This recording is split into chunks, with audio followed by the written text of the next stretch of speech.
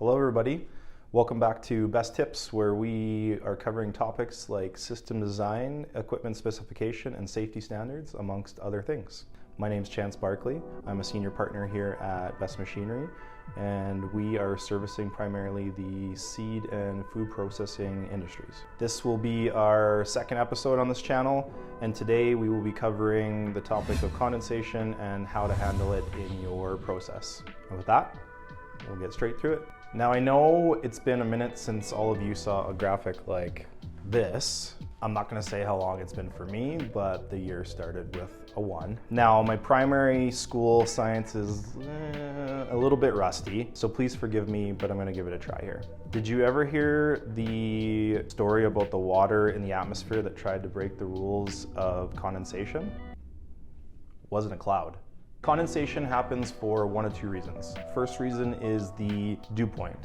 This primarily happens when air temperature cools to a set point and creates dew on the surface of something like grass that you'll see in the morning. Alternatively, it happens when the water-bearing capacity of the air becomes saturated and the moisture physically drops out of the air. Think rain. Both are affected by the relative humidity that is present at the time. Now you're asking yourself, why am I getting a high school science lesson from a geriatric millennial when I came here to get help with my industry facility? Well, you're right, sort of. Condensation as it pertains to industrial ag facilities is a problem, particularly in milling applications when product is heat treated. However, it exists in many other situations throughout a process flow.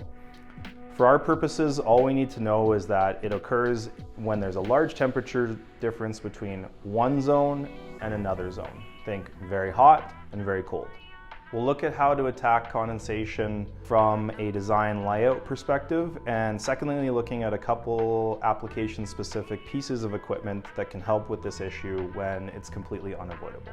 The first way to attack condensation is in the facility design process. The two most common places that you will see condensation here are heating and cooling stages in the process and roof wall penetrations by equipment, including windows and doors. When designing a facility from scratch or adding to an existing one of the questions we ask clients is if any of the spaces are intended to be heated. Most of North America, except for the lower United States, has a distinctly colder winter, and that means below 0 degrees Celsius, 32F for our American friends, and as cold as 40 Celsius, also minus 40F. Anything below that, and facilities usually consider temporarily shutting down because the conditions are just too difficult on the equipment until they warm up. When it comes to heating and cooling differences in your process, the easiest way to attack extremely large temperature differentials is to rapidly remove high moisture air from your plant as quickly as possible. You can use an air makeup unit to heat and cool and exhaust the air back into the plant at roughly the same internal ambient temperature. If you must return the air for whatever reasons, we'll address that later with various types of equipment. If you do neither, I kid you not, I've literally seen it rain inside plants, and it's not a sight you want to see.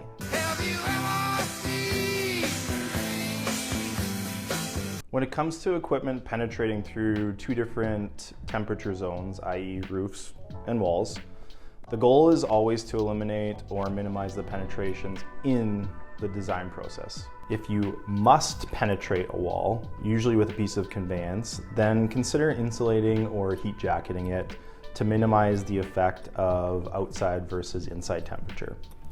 The issue won't usually cause your plant to, but it can cause some various annoying maintenance and startup issues, particularly on bucket elevators and conveyors. Where we see this most often in a plant is when it does not run 24/7. When operating a portion of the conveyance that sits outside, it's usually warm enough internally to overcome the temperature differential between outside and inside.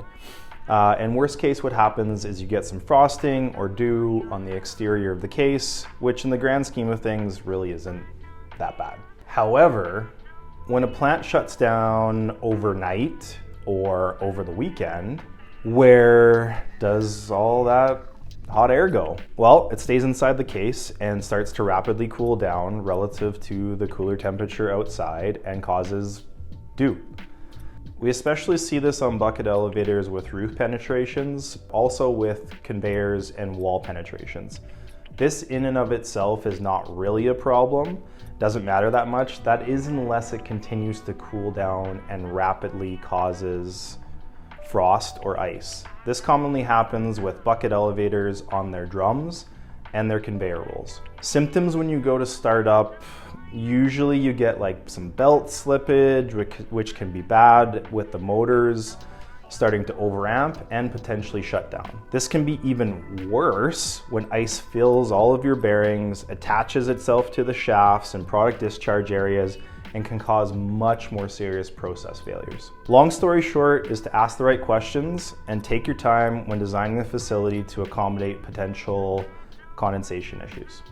For the second part, what I'd like to do is address some complete application-specific pieces of equipment that Behst uses to address condensation when it is completely unavoidable. First and foremost is physical isolation. The most common use case we see for this is in and around heat treatment, roasting, and general conditioning activities inside of a facility. The best way to minimize the moisture and heat transfer in product streams is to properly specify an airlock.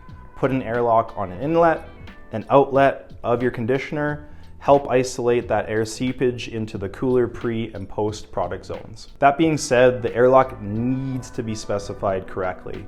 These types of applications we usually use stainless steel, high polish, food grade airlocks with very low sidewall gapping and or flexible tips.